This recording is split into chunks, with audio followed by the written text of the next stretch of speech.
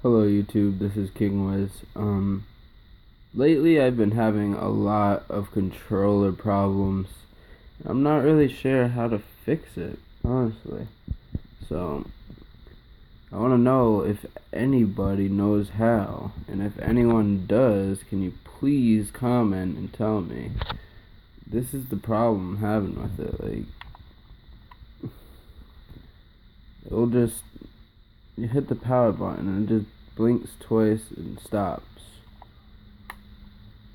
Blinks twice and stops. Blinks twice and stops. And even if I put a new battery in,